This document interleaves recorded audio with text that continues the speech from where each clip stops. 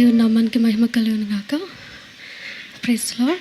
So ఈ సమయంలో దేవుని యొక్క ఆరాధనలోనికి వెళ్ళే ముందు చదవబడినటువంటి వాక్య భాగంలో నుండి కొన్ని విషయాలను మనం ఆలోచన చేసి దేవుని స్తుతిద్దాం.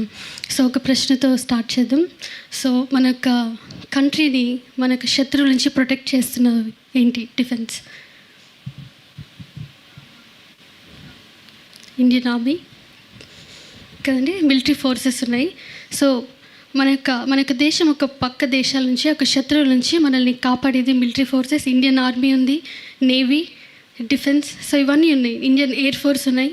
సో అంటే వాటర్ల నుండి వచ్చే దాంట్లో నుంచి, దాని నుంచి చూస్తే కనుక Indian navy, Indian army, land borders. మన యొక్క భారతదేశం నార్త్ దగ్గర చూస్తే అక్కడ ఉన్నటువంటి బార్డర్స్లో నుండి వచ్చే శత్రువులు మనం అటాక్ చేయకుండా ఆ బార్డర్స్ దగ్గర కొన్ని ఫోర్సెస్ అంటే ఇండియన్ ఆర్మీ ఉండి మనల్ని ప్రొటెక్ట్ చేస్తాయి. సో దానికి చాలా ఫోర్సెస్ అంటే ఉండి చేసినట్టు ఉన్నాయి. బిఎస్ఎఫ్, బార్డర్ సెక్యూరిటీ ఫోర్స్ కదా. సో ఇట్లా చాలా నార్త్ ఇండియాలో ఉన్నటువంటి అనేకమైన సిటీస్ నుంచి ఎనిమీ అటాక్ చేయకుండా ఇవన్నీ ఫోర్సెస్ మనల్ని ప్రొటెక్ట్ చేయడం మనం చూస్తూ ఉన్నాం. సో ఎనిమీకి ఒక టార్గెట్ ఉంటుందా? ఖచ్చితంగా ఉంటుంది కదండి. సో మనం కనుక ఇక్కడ చూస్తే ఇండియాలో సో మిలిటరీ తర్వాత civilian targets north and western ఇండియాలో అవి టార్గెట్ చేయబడినాయి. సో దీన్ని చూసినప్పుడు ద ప్రైమరీ రీజన్ టార్గెట్ ఏమై ఉంటుంది? మిలిటరీ ప్రెజెన్స్ కదా.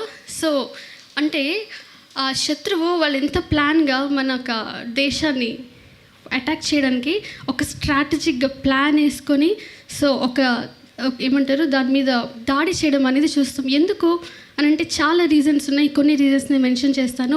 ఎయిర్పోర్ట్స్ మీద, మిజైల్ సైట్స్ మీద, తర్వాత cities and towns which are near to the borders, అవి ఎక్కువ ఎఫెక్ట్ అయ్యే ఏరియాస్గా మనం చూస్తాం. ఆయిల్ రిఫైన్స్ మీద, తర్వాత పవర్ ప్లాంట్స్ మీద టార్గెట్ చేయడం చూస్తాం ఎనిమి. ఎందుకంటే to disrupt our Indian economy. అంతేకాదు సింబాలిక్ టార్గెట్స్ ఉన్నాయి కొన్ని, కల్చరల్ అండ్ రిలీజియస్ ఇవి దాని మీద. అది అమృత్సర్లో చూస్తే ఆ టెంపుల్స్ మీద. సో ఇవన్నీ ఎందుకనంటే మనుషులు ఒక భయాన్ని పుట్టించి సో మనలో ఉన్న కాన్ఫిడెన్స్ని తగ్గించడానికి ఎనిమి అనేకమైన టార్గెట్స్ని యూస్ చేస్తూ ఉంటుంది. సో ఇదే కనుక మనం చూస్తే దేవుని యొక్క వాక్యంలో ఇందాక మనం చదువుకున్నటువంటి వాక్య భాగంలో గనుక మనం చూస్తే, మీరు అపవాది తంత్రములను ఎదురించడానికి శక్తిమంతుడకు దేవుడిచ్చు సర్వాంగ కవచాన్ని మీరు ధరించుకోండి. ఎందుకంటే ఏలయనగా మీరు పోరాడుతుంది శరీరులతో కాదు, ప్రధానులతోనూ అధికారులతోనూ ప్రస్తుత అంధకార సంబంధములకు నౌకనాదులతో ఆకాశ మండలమందున దురాత్మల సమూహంతో మీరు పోరాడుతున్నారని దేవుని యొక్క వాక్యం సెలవిస్తోంది. అంతేకాదు ఎఫిషియన్స్ 2nd చాప్టర్లో చూస్తే గుడ్ న్యూస్ ట్రాన్స్లేషన్లో ఎంత చక్కగా ఉందంటే, in the past you are spiritually dead because of your disobedience and sins. At that time, you followed the world's evil way. You obeyed the ruler of the spiritual powers in space, the spirit who now controls the people who disobey God. Actually, all of us were like them, living according to our natural desires, doing whatever suited the wishes of our own bodies and minds. అని దేవుని యొక్క వాక్యం సెలవిస్తూ ఉంది. ఈ మాటలను ఆలోచన చేస్తున్నప్పుడు ఎప్పుడైతే మనము దేవుని యొక్క వాక్యంలో మనం చూసిన దేవుని రాజుగా మనం అంగీకరించకముందు వీఆర్ ఎనిమీస్ టు గాడ్. అందుకే మీరు శత్రువులై ఉండగా దేవుడు యుక్త కాలంలో భక్తిహీనుల కొరకు ఆయన లోకానికి వచ్చి తన ప్రాణాన్ని అర్పించారని దేవుని యొక్క వాక్యం చూస్తున్నాం.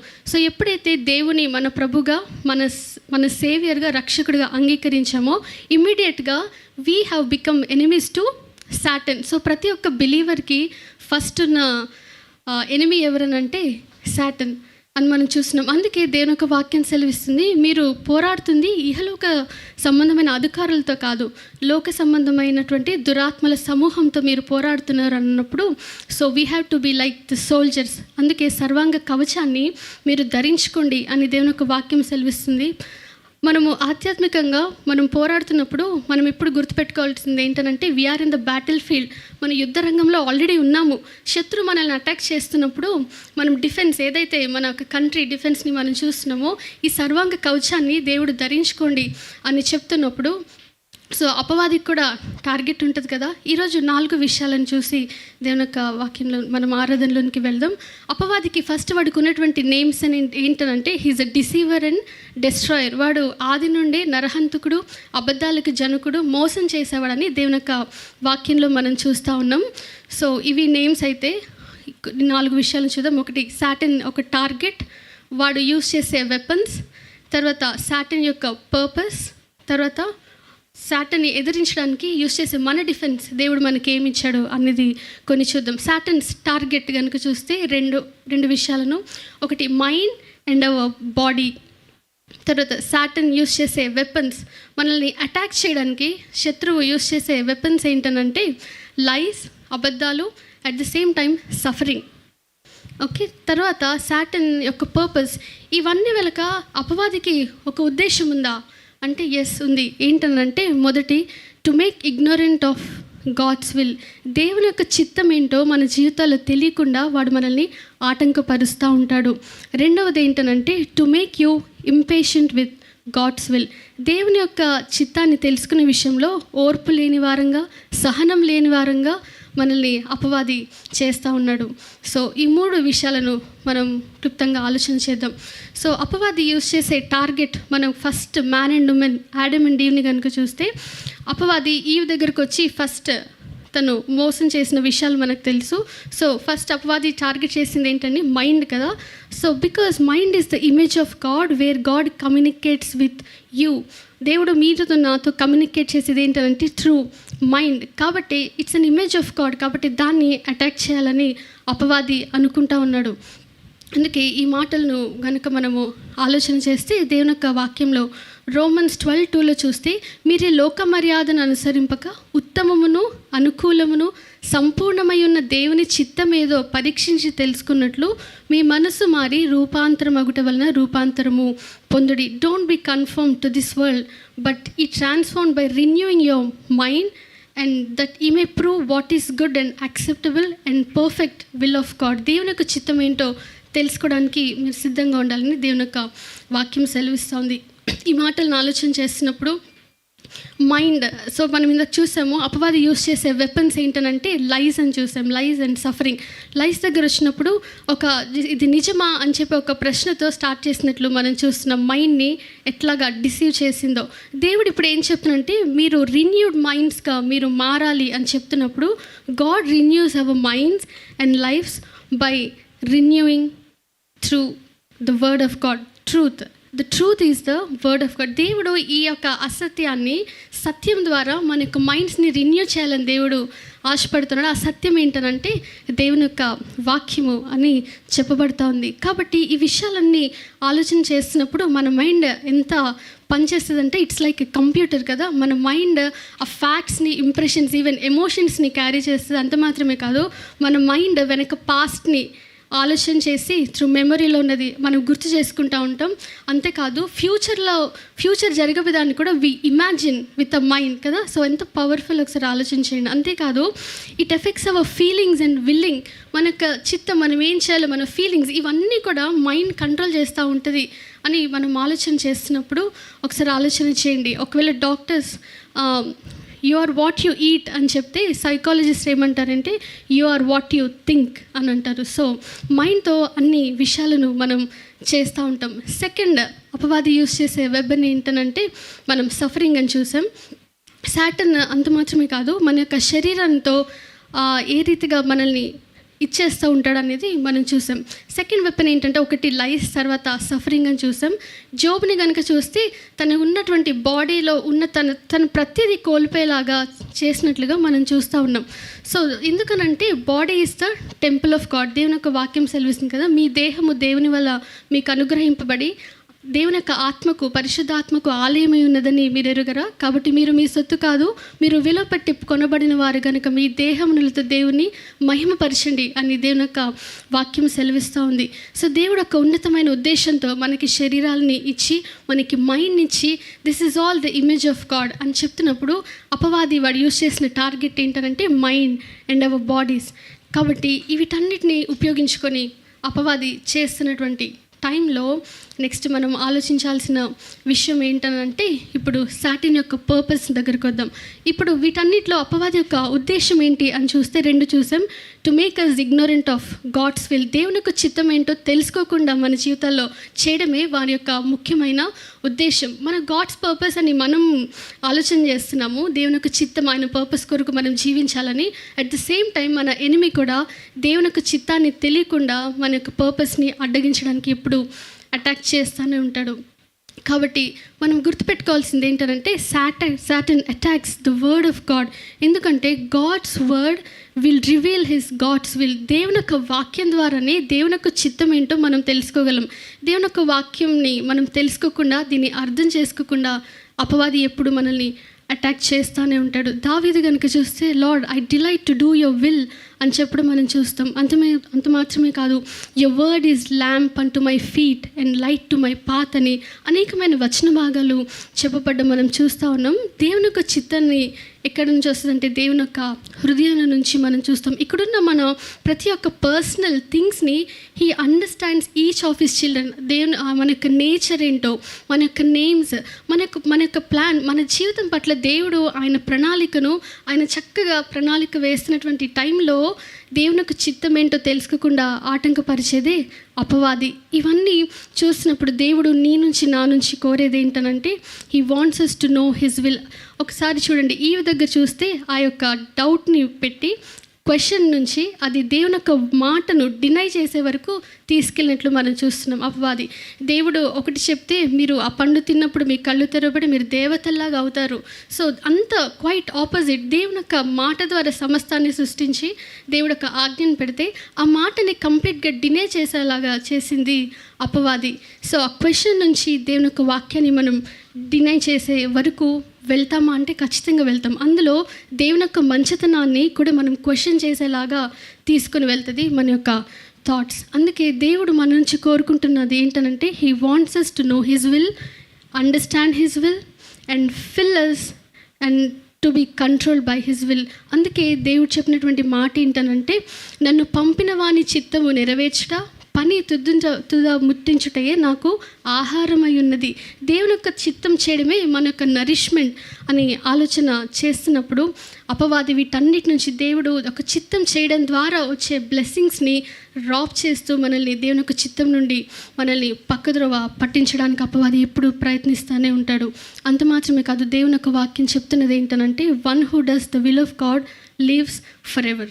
సో ఇది అపవాది యొక్క purpose, to make us ignorant of God's will. Second కనుక చూస్తే to make us impatient of God's will. యోబు దగ్గర చూడండి, తను అన్ని శ్రమలు అనుభవిస్తున్నా కూడా ఇది దేవుని చేత నేను కేవలం మేలేనా, కీడు అనుభవించే తగమా అని తన ఫ్రెండ్స్ కూర్చొని నంబర్ ఆఫ్ క్వశ్చన్స్ వేస్తూ ఉంటే ఎన్ని చాప్టర్స్ మీరు చూస్తారు జోబ్ బుక్ అంతట్లో. స్టార్టింగ్ 2 chapters, లాస్ట్లో దేవుడు ఇన్వాల్వ్ అయినట్టు చూస్తాం 40 chapter నుంచి. సో ఆ మధ్యలో కాన్వర్జేషన్ అంతా ఫ్రెండ్స్ మధ్యలోనే జరుగుతూ ఉంటుంది. వాళ్ళ మధ్యలో ప్రశ్నలు చాలా వేస్తూ ఉన్నా జోబు మాత్రం ఎక్కడ దేవుణ్ణి దూషించినట్లుగా మనం చూడం. సో అక్కడ తను ఎంత సహనాన్ని ప్రాక్టీస్ చేసి ఉంటాడో ఒకసారి ఆలోచన చేయండి. దీన్ని కనుక చూస్తే ఒక క్రిస్టియన్స్గా patience is the important Christian virtue అనేది మనం గుర్తుపెట్టుకోవాలి. Unless we have patience we can't learn any truths. అందుకే దేవుని యొక్క వాక్యం జేమ్స్లో మనం చూస్తాం కదా, మీరు నానా విధములైన శోధనలో ప్రవేశించినప్పుడు అది మహానందం అని మీరు ఎంచుకోండి అని దేవుని యొక్క వాక్యం సెలవిస్తుంది. అందుకే ఈ యొక్క టెస్ట్ మనల్ని ట్రయల్స్, ఇది మనల్ని సహనాన్ని, ఓర్పుని, మనల్ని మెచ్యూర్ చేయడానికి దేవుడు కొన్నిసార్లు ఈ పరిస్థితులు అనుమతించినప్పుడు మనము సహనంతో ఓర్పు కలిగి మనం ముందుకి వెళ్ళగలుగుతామా ఒకసారి ఆలోచన చేయాలి. Impatience is the mark of immaturity and it also produces unbelief. మన అపనమ్మకం తర్వాత ఇమ్మెచ్యూరిటీ, ఈ రెండు ఏం సూచిస్తుందంటే వీఆర్ నాట్ దట్ మెచ్యూర్. ఇవన్నీ కూడా శరీర క్రియలకు లేదంటే శరీరాన్ని అనుసరించి నడుచుకున్నట్లుగా కనిపిస్తుంది. ఈరోజు చెప్పబడుతున్న మాటలను బట్టి let us examine ourselves. So అంత మాత్రమే కాదు, faith and patience they go together. దేవుని మీద విశ్వాసము తర్వాత ఈ సహనం, ఈ రెండు కలిసి మనం ముందుకు వెళ్తున్నప్పుడు మనం మెచ్యూర్డ్ క్రిస్టియన్స్గా ఉంటున్నాము అనేది మనం గుర్తుపెట్టుకోవాలి. ఈ విషయాలన్నీ ఆలోచన చేస్తూ ఫైనల్గా వీటన్నిటి నుంచి ఒకవేళ అపవాది వాడు యూస్ చేస్తున్నటువంటి టార్గెట్స్ మైండ్ అండ్ బాడీ, వాడు యూస్ చేస్తున్న వెపన్స్ లైస్ అండ్ సఫరింగ్ అయితే ఇక్కడ కూర్చున్న మనం అవి అనుభవిస్తున్నట్లయితే, లేదంటే దేవుని యొక్క పర్పస్ నుంచి మనల్ని పక్కద్రోవ పట్టడానికి అపవాది చేస్తున్నట్లయితే, వాటన్నిటికీ మించి దేవుడు నీకు నాకు ఇస్తున్నటువంటి డిఫెన్స్ ఏంటో ఒకసారి చెప్తారా? The defence is the word of God. దేవుని యొక్క వాక్యము, the inspired word of God. అందుకే యేసుప్రభుని కూడా చూడండి, ఆయన టెంప్టేషన్ అంటే అపవాది 40 days టెంప్టేషన్లోనికి తీసుకువెళ్ళినప్పుడు ఈ రొట్టెల్ని రాళ్ళు చేసుకోవచ్చు కదా అని చెప్పినప్పుడు వెంటనే దేవుడు మనుషుడు కేవలం నోటి మాట ద్వారా కాదు కానీ దేవుడు మనుషులు కేవలం మనుషుల నోటి నుండి వచ్చే దేవుని నోటి నుండి వచ్చే ప్రతి మాట ద్వారా జీవిస్తాడు అని చెప్పబడినటువంటి ఈ మాటలు చూస్తున్నాం. సో ఒకసారి ఆలోచించండి, యేసుప్రభు ఆ టెంప్టేషన్లో ఉన్న టైంలో ఆయన బుక్ ఓపెన్ చేసి ఓకే పలానా చోట్ల మోసెస్ రాసినటువంటి ఆ యొక్క ద్వితీయోపదేశకాండం పలానా వర్స్ అని అప్పటికప్పుడు తీసుకొని కాదు, ఆయనకి ఏదైతే మెమరైజ్ చేశారో వాక్యాన్ని ఆయన హృదయంలో భద్రపరుచుకున్నారో ఆ టైంలో, ఆ టెంప్టేషన్ టైంలో వెంటనే అపవాదిని అటాక్ చేసింది ఏంటంటే వర్డ్ టు వర్డ్, వాక్యంతోనే దేవుడు అక్కడ డిఫెన్స్ చేసినట్లు చూస్తూ ఉన్నాం.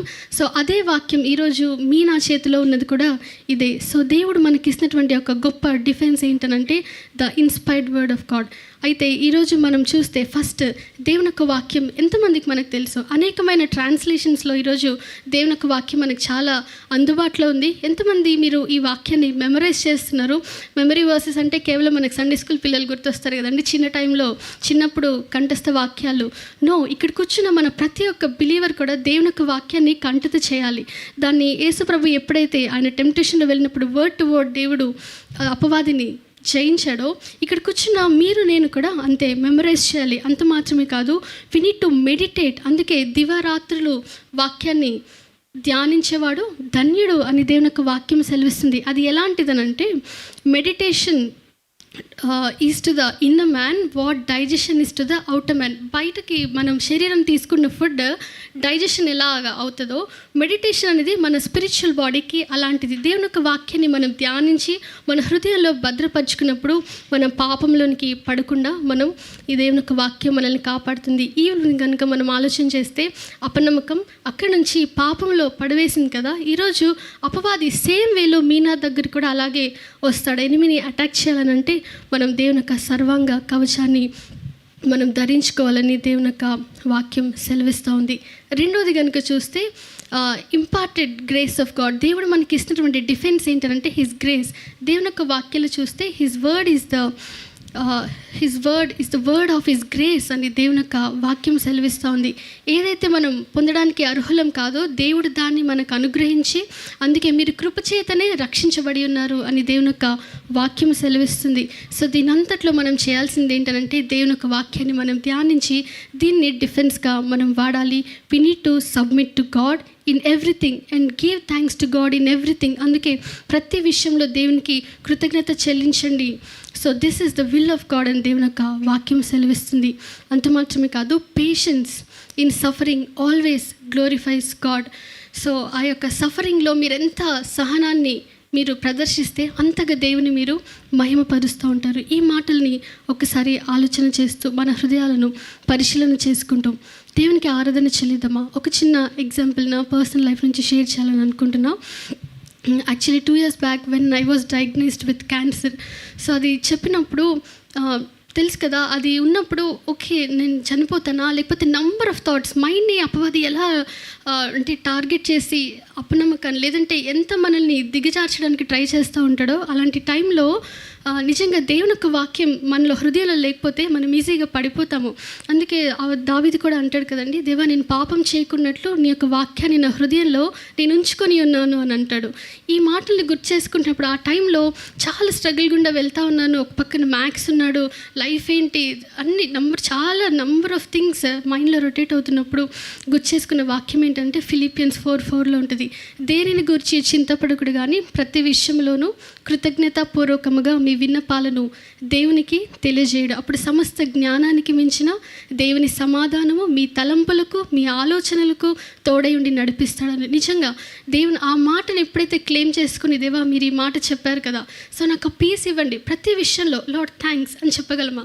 ఈ సఫరింగ్ వస్తే ఏంటి అని అంటాం కానీ no, Lord thank you for allowing this అని వెంటనే థ్యాంక్స్ చెప్పినప్పుడు that is defeat to the Satan. వెంటనే అపవాది తను డిఫీట్ అయినట్లుగా మనం చూస్తాం. దేవుని యొక్క వాక్యంతోనే మనం ఎప్పుడు ఎదిరించగలమంటే, దేవుని వాక్యాన్ని ఎంత మన హృదయంలో మెమరైజ్ చేసి, మెడిటేట్ చేసి, మన హృదయంలో భద్రపరుచుకుంటామో, మన లైఫ్లో మనం తీసుకునే డెసిషన్స్లో, టెంప్టేషన్స్లో, వీటన్నిటిలో దేవుని యొక్క వాక్యం చేత మన శత్రువైన అపవాదిని ఎదిరించగలం. కాబట్టి సమయంలో ఈ యొక్క మాటలను ఆలోచన చేస్తూ ప్రతి ఒక్కరం లేచి నిలబడి దేవునికి ఆరాధన చెల్లిద్దామా. ప్రతి ఒక్కరం ఏదైతే వాక్యాలను మనం వింటున్నామో, ఈరోజు ఎవ్రీ సండే మన యొక్క సంఘ కాపురుల ద్వారా దేవుడు ఆయన వాక్యాన్ని మనకి వినిపిస్తా ఉన్నాడు. Through radios, TV channels, YouTube, through pamphlets దేవుని యొక్క వాక్యం వెళ్తానే ఉంది. కానీ ఎంతమంది ఈ వాక్యాన్ని మీ హృదయంలో భద్రం చేసుకొని మన యొక్క శత్రువుని ఎదురిస్తూ ఉన్నాము?